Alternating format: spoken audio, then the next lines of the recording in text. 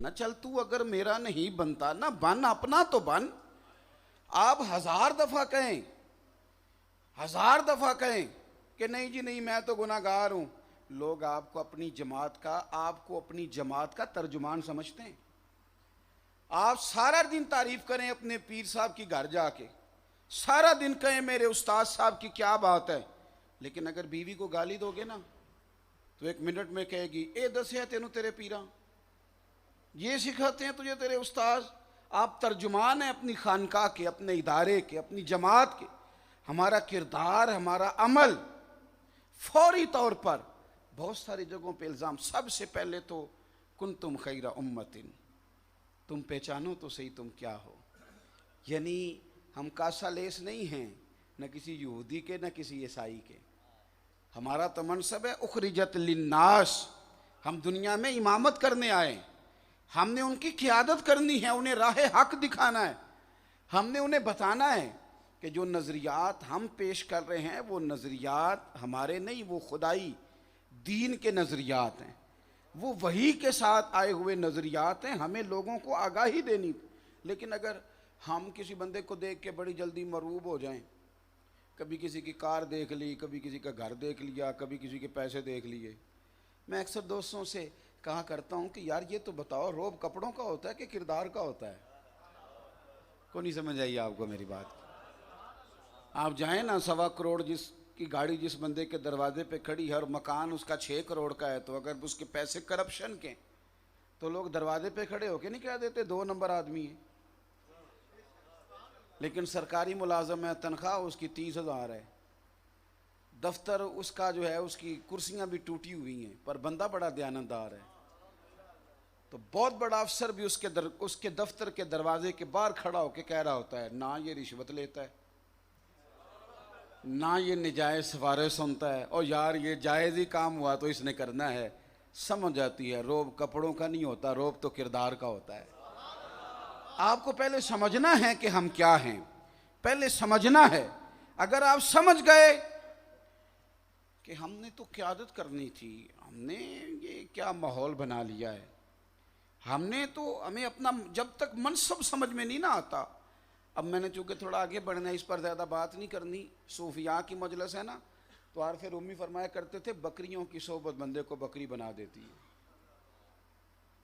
उन्होंने बकरियों से मुराद दुनियादार लोग लिए, पैसा दौलत, ये प्लाट खरीद लो वो प्लाट खरीद लो, दुनियादार पुजारी जर दे, कुत्तियाँ दे गल टल्ली हूँ, हर वक्त इसी चक्कर में उलझे रहना। वो कहते हैं एक शेर का बच्चा था छोटा सा, तो शुरू से ही बकरियों के बीच रहने लगा। मेरी बातों की समझ आ रही है? बकरियों के बीच रहने लगा तो समझ गया शायद मैं भी बकरी हूँ। एक दिन एक शेर आ गया, अब वो जवान हो गया था पर बकरियों की तरह रहता था, सोबत बकरियों की थी ना। तो एक दिन एक शेर आया, तो उसने जब आके धाड़ा तो बकरियां दौड़ी तो ये भी दौड़ गया। वो शेर समझ गया देख के कि है शेर पर अपना मनसब नहीं पहचानता। है शेर, है ये शेर, ये अपना मनसब। वो तर दामनी पे शेख हमारी ना जाइए, हम तो दामन न छोड़ दें तो फरिश्ते वुजू करें।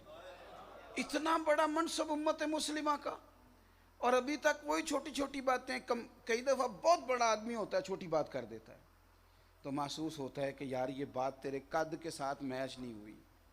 वो जो तेरा कद था ना, उससे तो किसी बड़ी बात की तवक्को थी। यानी देखे ना आप, इतनी अजीम तकरीर करने वाला आदमी, रब रसूल की बात करने वाला, वो जब बात करता है तो कितनी छोटी करता है, कहता है मैं 25,000 लेना है। क्या आपने बात कर दिया? आप अपना कद देखें, आप देखें आप बैठे कहाँ हुए हैं, और आपने कहाँ करो मत है अहले दुवल रजा, पड़े इस बला में मेरी बला, मैं गदा हूँ अपने करीम का, मेरा दीन पा रहा है ना नहीं। और गर्दन को झुका देता है खैरात का पत्थर, जहाँ में मांगने वालों के सर कभी ऊंचे नहीं होते। और इकबाल कहने लगे गैरत है बड़ी चीज़ जहाँ ने तगो दो में, पहनाती है ये फ़क्र को ताजे सरदारा।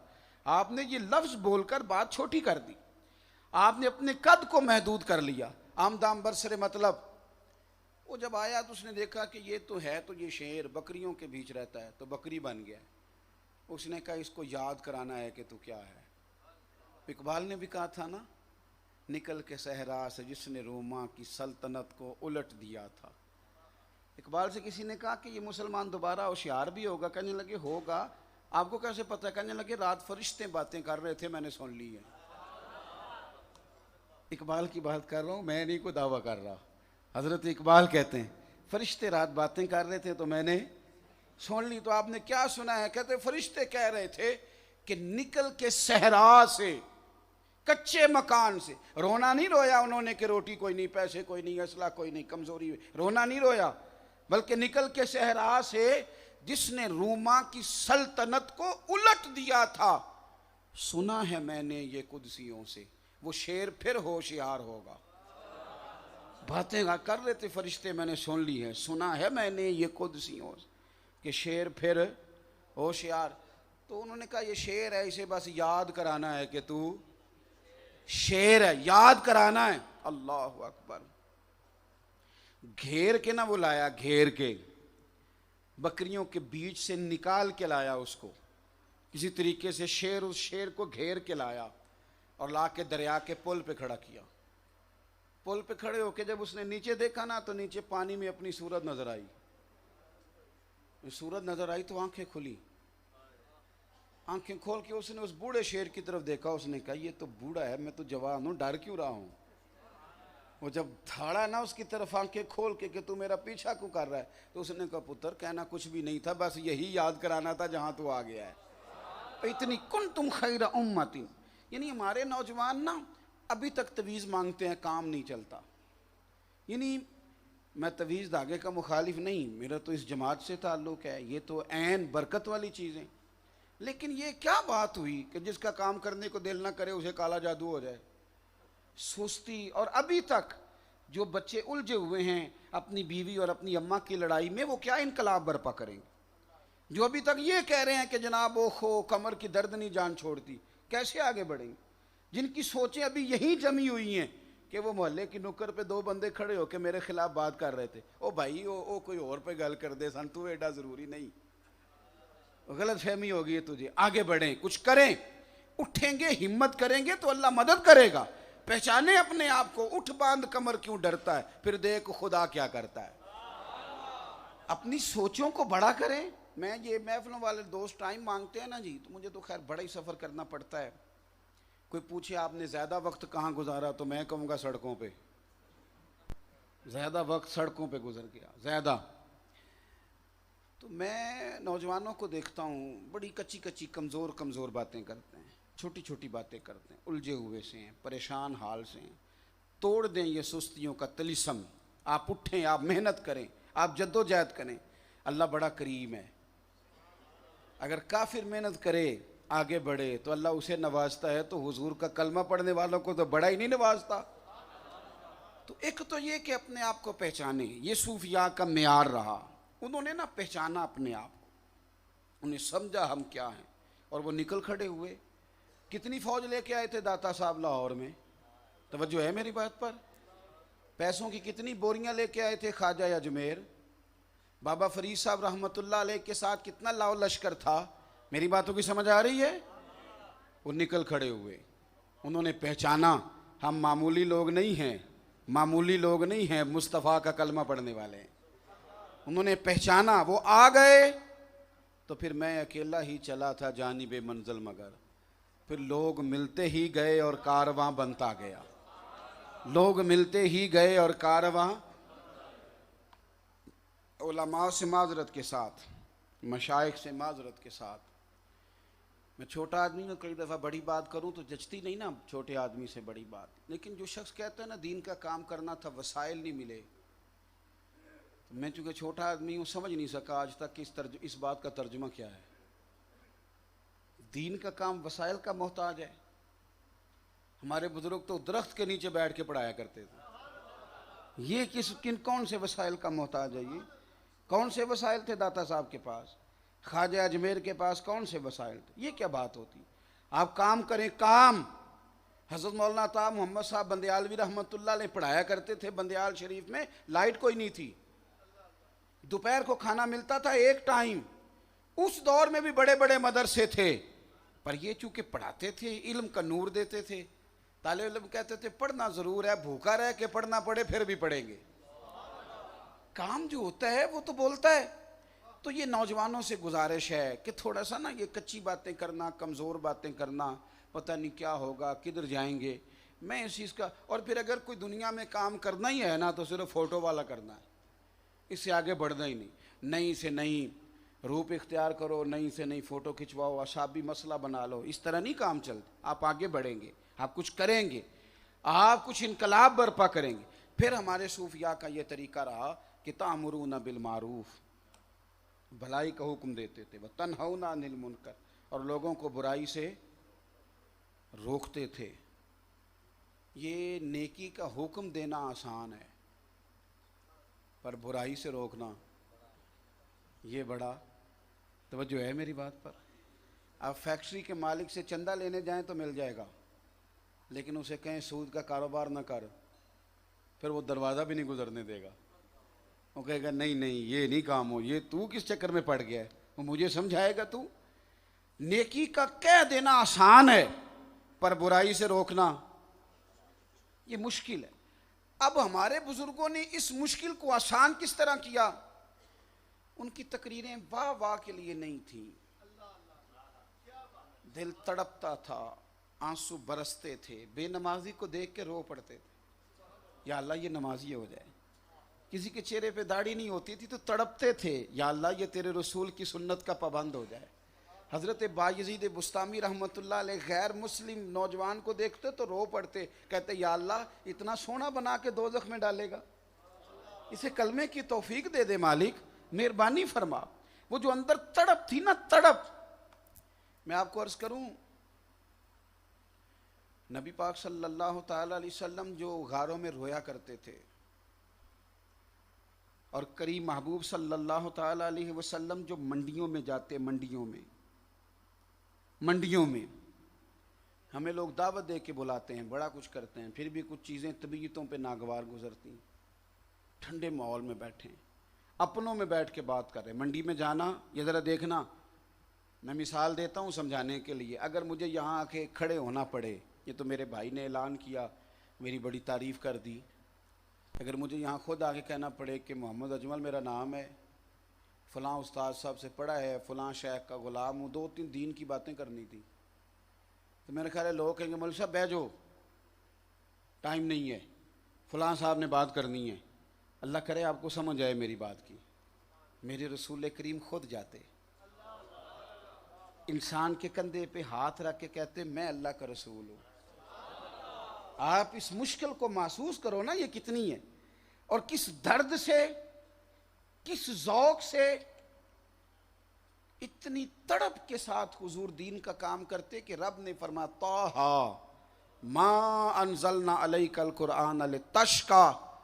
महबूब कुरान इसलिए तो नाजिल ने किया था कि आप मुशक्क़त में पड़ जाएं, तो मुशक्क़त करने लग गए हैं, आप तो मुशक्क़त करते हैं। हुजूर की तड़प थी कि लोग मुसलमान हों, तकवे वाले हों, इबादत गुजार हों। ये तड़प अब कहाँ रही? हो सकता है मेरे अंदर तड़प हो, मुरीद ज़्यादा हो जाएं, अकीदतमंद ज़्यादा हो जाएं, लेकिन नेक ज़्यादा हो जाएं, परहेज़गार ज़्यादा हो जाएं, दिलों में तकवा, ये तड़प रसूल करीम की। हज़रत ज़ैद बिन हारिसा कहते हैं ताइफ वाले दिन में साथ था, हुजूर के पूरे वजूद पे ज़ख्म थे, और जब बाहर हम निकले एक जगह पे बैठ गए तो मैंने तड़प के कहा हुजूर करे ना दुआ ये तबाह हो जाए। तो हुजूर ने हाथ उठाया। आप मेरी बात को समझना, यानी फूल लेके बंदे बाहर खड़े ना हो तो लोग कहते हैं तुझे प्रोटोकॉल ही नहीं देता, पता ही को नहीं बुलाने का, इस तरह बुलाते हैं। फलां पीर साहब खुद क्यों नहीं आए, ये मुसीबत हमारी जान ही नहीं छोड़ती। इन चक्करों से बाहर ही नहीं आते, सारी ज़िंदगी अपने तबीयत पे ये बोझ ही नहीं जाता कि फलाना कभी आ जाता तो बात बन जाती।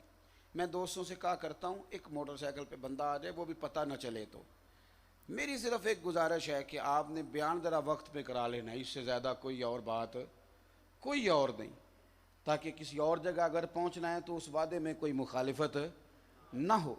भाई ज़िंदगी के अंदर इन चीज़ों से प्रोटोकॉल मांगने वाला कमज़ोर बंदा होता है, इज्जत कोई मांग के ली जाती है, इज्जत कोई कशकोल फैला के ली जाती है। इज्जतें तो वो है जो रब दे दिया करता है।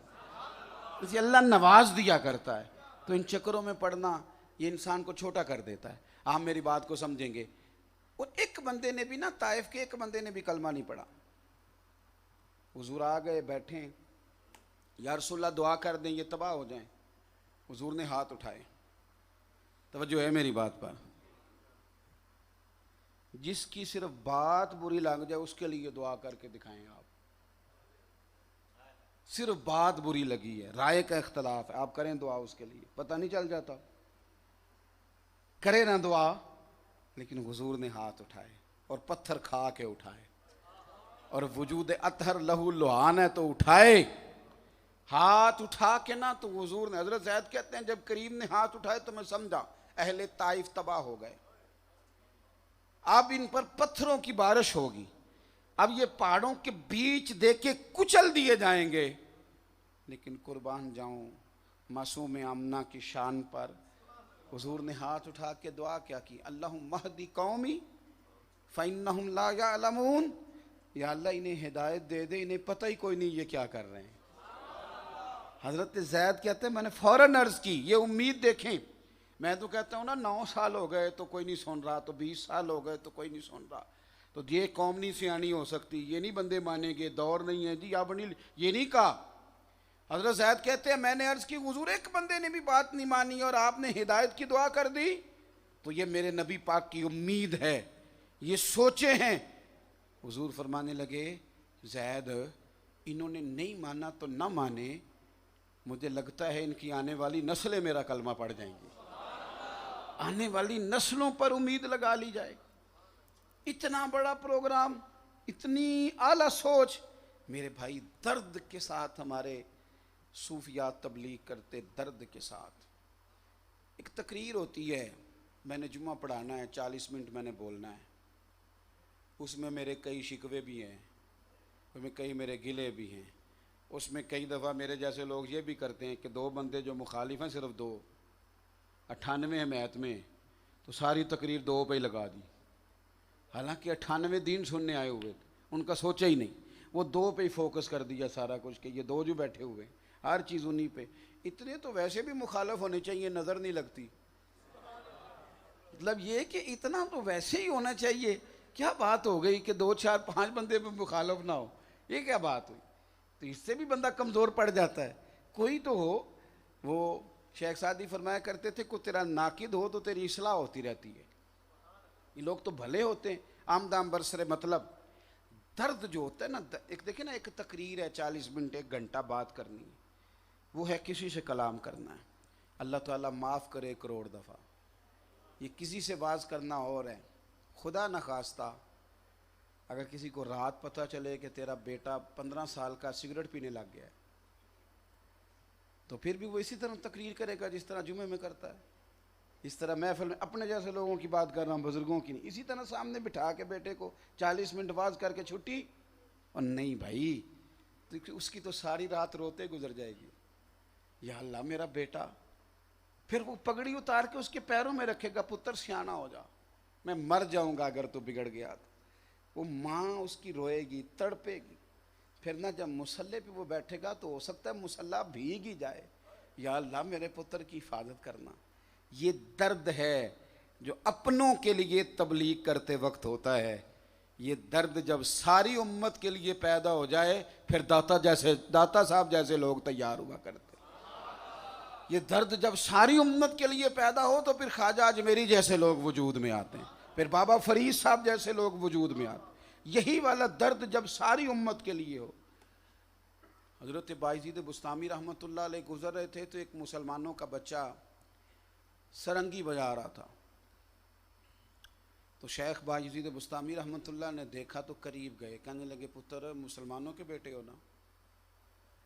कहा हुजूर हाँ। तो फरमाया फिर ये तुमने नाच गाने की मजलिस सजाई हुई है, ये तो मुसलमानों का तरीका नहीं। मैंने कहा कि कई दफ़ा भलाई की बात कर देना आसान है, पर बुराई से रोकना ओहो हो, तो लोगों के मुफादात को ठेस पहुंचती है। फरमाया ये मुसलमानों का तरीका नहीं, ये तू क्या कर रहा है? अब इतने सारे लोगों में एक अमीर ज़ादे की तौहीन हो गई। उसने वही सरंगी उठाई, ज़ोर से हजरत शेख बायजीद बुस्तामी रहमतुल्लाह अलैह के सर में मारी, उसकी सरंगी भी टूट गई, हजरत का सर भी फट गया, लेकिन नज़र उठाई और मुस्कुराए और उसे दुआ दी, क्यों भला, जेकर यार दे नाम दा मिले मेणा, जेकर यार दे नाम दा मिले मेणा। फिर उन्होंने झोली पा लीए, पुंजे सुटिए ना। पता नहीं ये ताना किसके नाम का है, पता है ये किसी ने तेरी पगड़ी तेरी दाढ़ी पे तंज किया तो पता है किसके नाम का ताना है। किसी ने मौलवी कह के तुझे छेड़ा तो पता है ये ताना किसके नाम का है। इसे इसका कभी मजा तो ले। जे कर यार दे नाम दा मिले मेणा, ओनू झोली पा लईए पुंजे सुटिए ना, ते जेकर यार दे नाम दी मिले सूली, फिर झूठा झूठ लईए पिछा हटिए ना। ये तो मज़ा है। हजरत मुस्कुराए और फरमाया पुत्र अल्लाह तेरा भला करे। फिर घर गए, जाके लोगों को ना ये बात करके तो हमदर्दियाँ नहीं वसूल की कि देखो मैं तबलीग करता हूँ तो मेरा सर भी फोड़ दिया लोगों ने। ये नहीं कहा कि मेरे पैर सूज जाते हैं सफ़र कर करके फलां हो जाता, ना ना, कोई हमदर्दी नहीं वसूल की दीन के नाम पे, बल्कि 2-4 घंटे आराम किया, खादिम को बुलाया, इधर देखिएगा मेरी तरफ। फरमाने लगे ये पैसे ले जा और ये हलवा ले जा। 2-4 घंटे के बाद इसलिए भेज रहा हूँ कि उसका ज़रा गुस्सा उतर गया होगा। थोड़ा गुस्सा उतर जाए ना तो बंदी की सोच, कल्ब का माना ये है उलट पुलट होने वाली चीज़, वो ज़रा बंदा और फिर सोच हो जाती, गुस्सा उतर गया होगा। ये पैसे ले जा, उसे क्या है, वो तेरा बाजा तेरी सरंगी टूट गई, मेरी वजह से नुकसान हो गया, ये नुकसान जो तेरा हुआ था ये पैसे हैं, और ये हलवा ले जा, ये तेरा मूड ख़राब हुआ है ना, तो ज़रा मीठा खाएगा तो मूड ठीक हो जाएगा। और साथ उसे कान में कह देना कि हमने बाज कोई नहीं आना, अगर तूने दोबारा बजाई तो हमने फिर आके मना करना है। ये भी उसे कह देना कि ये जगह और है, यहाँ अगर कोई बंदा कहे कि हम रुक जाएं तो ये रुकने वाला मकाम दोबारा आएंगे, मना करेंगे। वो शख्स कहते हैं कि जब हज़रत तशरीफ़ ले गए तो लोगों ने तारफ़ कराया कि मेरा गुस्सा कोई नहीं उतरा। मैंने कहा होंगे शेख, पर ये तो कोई तरीका नहीं ना सरे बाज़ार। फरमाते हैं कि वो खादिम आया, उसने आके कहा मियाँ मुझे हज़रत बायजीद ने भेजा है, ये तेरी सरंगी टूटी पैसे रख ले, ये हलवा खा के मुँह ठीक कर ले। कहते हैं अभी मैं ये बात सुन ही रहा था तो फरमाने लगे कि हज़रत ने कहा है कि दोबारा ना ये काम करना, अगर फिर ये तू मजलिस सजाएगा तो फिर आएंगे। उसने पैसे भी हाथ में पकड़े, हलवा भी पकड़ा। कहने लगा यार पहले तो मेरा ख्याल कुछ और था, लेकिन अब मैं समझ गया हूँ कि सीने में दर्द है, इस तरह कर मुझे साथ ही ले चल। शेख से माफ़ी भी मांगते हैं और इकट्ठे बैठ के हलवा खाते हैं। आपकी तबीयत का जो दर्द है ना, मैं आपसे अर्ज़ करूँ, हमारे ना बुजुर्ग फरमाया करते थे कि लोगों ने अपने हक़ में कायल करना हो तो तरीके बड़े, और अगर अल्लाह रसूल के हक़ में कायल करना हो तो, अपने हक़ में कायल करना हो तो तरीके बड़े। ज़रूरत पड़ गई 50,000 उधार लेने की, दोस्त को टेलीफोन किया, उसने कहा एक छोटा सा काम था। वो कहते बताइए। कितनी टेलीफोन वाली बात नहीं, मुझे मेल। वो कहते नहीं नहीं तू बता यार, मैं तो बड़ी दूर हूँ, कहा मैं वहाँ आ जाता हूँ, मजबूरी बड़ी है। अपने हक़ में कायल करना है, 50,000 लेना है। अब उसके घर चले गए, पहले पूरा रो के दिखाया कि बड़ा गरीब हूँ, फिर कई लोगों की गीबत भी करी माज़अल्लाह, फलाने से भी कहा है काम नहीं आया, फलाने से भी कहा। अभी बताया नहीं 50,000 दे चाहिए, पहले मजबूरी बताई रो के, फिर बहुत सारे लोग बुरे हैं ये भी बताया, और तू ही अच्छा है ये भी साबित किया, और फिर ये भी वादा किया कि वक्त पे वापस कर दूंगा। अपने हक़ में कायल करना था तो पूरी मेहनत की, और इस तरह का माहौल बनाया कि 50 क्या वो लाख देने को तैयार हो गया, क्योंकि दर्द ही बड़ा था। और अल्लाह रसूल के हक़ में कायल करना था तो क्या तरीका है, दूर खड़ा बंदा ओ कदी नमाज भी पढ़ लिया कर, कितने कर देनी पैसे, तो फिर जवाब वही है, वो कहते तू अपनी कब्रे जाना है तो मैं भाई, हमने अपने हक़ में कायल करना था तो बड़ा उम्दा स्टाइल था, बड़ा पता था, बड़ा हमें तरीका आता, क्या बात थी, क्या अंदाज था, क्या समझ थी। और रब रसूल के हक़ में कायल करना हो तो उसके लिए भी तो आपको आता है सारा कुछ, आप कर सकते हैं। आप में दर्द है, आपके अंदर वो कैफियत हैं, आप उसको समझें। हमारे हाजी अबू दाऊद मोहम्मद सादक साहब रहमतुल्लाह अलैह, मुझे थोड़ी एलर्जी की तकलीफ़ है, मैं इमामा और खुले कपड़े और कुछ चीज़ें ज़्यादा देर तक इस्तेमाल नहीं कर पाता। तो मैंने एक दिन सिंधी टोपी पहनी हुई थी, ज़ाहिर है जवान था, और कपड़े बड़े रंगीन पहने हुए थे। तो मैंने ज़ोर की नमाज़ पढ़ी तो मुझे बाजू से पकड़ के कोने में ले गए, कहने लगे आप माने ना माने पर दीन के तालिब इल्म को लोग दीन का तर्जुमान तो कहते हैं ना, इस तरह करें, सफ़ेद कपड़े पहना करें, कम अज़ कम मजलिस में, महफ़िल में, जुमे में इसका ज़रूर ख्याल करें। और फिर फरमाने लगे इमामा ज़रूर बांधें, ये मुसलमान के सर का ताज है, इससे इंसान का रोब बढ़ता है, मज़ा आता। और कोने में ले जाके आप यकीन करें कि वो तो बेनियाज थे, हमें उनका पता था, दूर दूर तक कोई शायबा ही नहीं था किसी लालच का।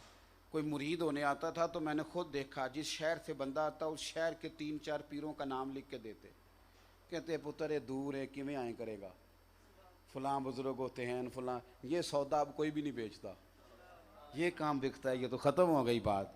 वो जो बेचते थे दवाए दिल, वो दुकान अपनी बढ़ा गए, ख़त्म हो गया मामला। तो वो इस दर्द से बात बयान करते थे, इस प्यार से बात बयान करते थे कि ज़माने बीत गए पर जुमलों की चाशनी कानों में अभी भी बाकी है। बात ख़त्म करने लगा हूँ। साहिब मिरकात कहते हैं ज़ाज़ान नाम का गवैया था, आवाज़ बड़ी सुरीली थी, किसी मजलिस में गाना गा रहा था। अचानक सहाबी रसूल हज़रत अब्दुल्ला इब्न मसूद रदियल्लाहु ताला अन्हु और नबी पाक सल्लल्लाहु अलैहि वसल्लम ने फरमाया अब्दुल्ला इब्न मसूद उसी तरह कुरान पढ़ते हैं जिस तरह कुरान नाजिल हुआ था। बेहतरीन कारी, बेहतरीन आलिम कुरान के हज़रत अब्दुल्ला इब्न मसूद गुजरे तो कानों में आवाज़ गई उस गवैये की। ज़रा एक जुमला ही होता है ना दर्द का, हिकमत का एक जुमला काया पलट देता है, इंसान की सोचों के ज़ाविये और धारे तब्दील हो जाते हैं। हज़रत गुजरे, कानों में आवाज़ गई उस गवैये की, तो बड़ा सुरीला था। फरमाया कौन है ये? कहा हुजूर ज़ाज़ान है, बड़ी सुरीली आवाज़ है। थोड़ी देर रुके, काश कोई हमारे लिए भी इस तरह कहे। थोड़ी देर रुके, ठंडी आह भरी, फरमाने लगे कितनी सोहनी आवाज़ है, काश ये कुरान पढ़ता। यार कोई कहे तो सही, कोई बैठा हुआ मुझे दूर दुआ देता है, मैं डूबता हूँ समुंदर उछाल देता है। कोई तो हो जो तेरे लिए दुआ करने वाला हो, कोई मेरे लिए दुआ करने वाला, कोई हो जो हमें दर्द से अच्छा मशवरा दे, कोई तो हो जो बुलाए हमें कि ये खैर का रास्ता है। अल्लाह अकबर। फरमाया काश ये कुरान पाक पढ़ता। ये कह के तशरीफ़ ले गए। वो उस मजलिस से बाहर आया तो किसी ने बताया कि हज़रत अब्दुल्ला इब्न मसूद आए थे, तेरी आवाज़ उनके कानों से टकराई है। कहने लगा वो सहाबी रसूल हज़रत अब्दुल्ला इब्न मसूद, वो हुजूर सल्लल्लाहु अलैहि वसल्लम के जलील क़द्र किबार सहाबा में से इतना बड़ा सितारा। हाँ, का क्या कहते थे? तो बताने वाले ने कहा कि वो कह गए थे कितनी सोहनी आवाज़ है, काश ये कुरान पाक की तिलावत करता। बस वो बात थी कि जुमला था, वो दर्द था कि कैफ था, वो टकराई, आवाज़ दिल के साथ टकराई तो आंसू बह गए। पूछा लोगों से घर कहाँ है? का फलां फलां फलां जगह। दौड़ के पहुँचे, दरवाजे पे दस्तक दी। फरमाया तू कौन है? कहने लगा हुजूर वही हूँ जिसके लिए आपने कहा था काश ये कुरान पढ़ता। फरमाया अल्लाह तेरा भला करे, कैसे आए हो? तो कदमों में बैठ गया। कहने लगा मुझे सिखा दें कुरान, अब मैं कुरान ही पढ़ा करूँगा। हो गई ना ख़त्म बात। कोई बैठा हुआ मुझे दूर दुआ देता है, डूबता हूँ तो समुंदर उछाल दे। ये ज़रूरी नहीं कि ये बात आलिम नहीं करनी है, शेख तरीक़त ही ये करेगा। मैं आपको सही बताता हूँ, आप अपने किसी संगी से कहें तो सही, यार चल जुमा पढ़ने चलें, कहें ना यार। देखो ना, हज़रत अबू उबैदा बिन जर्राह, हज़रत उस्मान गनी, हज़रत अब्दुर्रहमान इब्न औफ अलैहिम रिदवान, ये जलील क़द्र अशरा मुबशरा लोग, बड़े लोग। हज़रत अबू उबैदा अमीन उम्मत हैं। हज़रत अब्दुर्रहमान इब्न औफ वो अजीम आदमी जिनके पीछे मेरे नबी पाक ने नमाज़ पढ़ी। हज़रत उस्मान गनी जिनसे हुजूर फरमाए मैं क्यों हया ना करूं, जिससे फ़रिश्ते भी हया करते हैं। लेकिन इन सारे लोगों ने कलमा हजरत सिद्दीक अकबर की तबलीग पे पढ़ा है। आप जो सीखते हैं वो आगे सिखाते क्यों नहीं? आप जो सुनते हैं वो आगे सुनाते क्यों नहीं? क्यों नहीं हम दीन के तर्जुमान बनते? क्यों नहीं दाई बनते? और भाई सैर को जाना हो तो लोग बस भर के जाते हैं, तो जुमे वाले दिन अकेले अकेले कैसे आ जाते हैं? महफिल और मजलिस में अकेले अकेले कैसे आ जाते हैं? हम तो होटल पे दावत खाने जाना हो तो अकेले बंदे का दिल नहीं लगता, वो दो को साथ ले ही जाता है। तो महफिलों में, मजालिस में, खैर की जगहों पे किस तरह अकेले जाते हैं? 3 बातें की हैं, फिर दोहराता हूँ। एक तो हमें अपना आप पहचानना चाहिए, हम हुजूर की उम्मत हैं और हमारे ज़िम्मे एक बड़ा काम लगाया गया है दीन के पैगाम को आगे बढ़ाने का। हमें अपने मनसब को पहचानना है। हम दुनियादार हैं, बाप हैं, बेटा हैं, ताजर हैं, कुछ भी हैं, लेकिन सबसे पहले हम रसूलुल्लाह के ग़ुलाम हैं। इस बात को पहचानें। और दूसरी बात ये कि दीन के लिए अपनी खिदमात पेश करें और जज्बे के साथ पेश करें, और एक कतरा बने बेशक बारिश का, लेकिन पीछे ना हटें, आगे बढ़ेंगे, दीन का काम करेंगे। तो याद रखना, अल्लाह बड़ा करीम है। बंदा एक कदम बढ़ाता है तो रब की रहमत दौड़ के इस्तकबाल करती है, दौड़ के इस्तकबाल करती है, उसे दामने करम में ले लिया जाता है। दुआ करता हूँ अल्लाह ताला इस आस्थाने को आबाद फरमाए। यहाँ से जो खैर बट रही है अल्लाह सुबह क़यामत तक बटती ही रहे। मालिक करीम हम सब को हक़ पे कायम रखे, हक़ पे हमारा ख़ात्मा करे। सुबह क़यामत और दुनिया में अल्लाह हमारी पर्दापोशी फ़रमाए। आखिर दावा यानी अल्हम्दुलिल्लाह।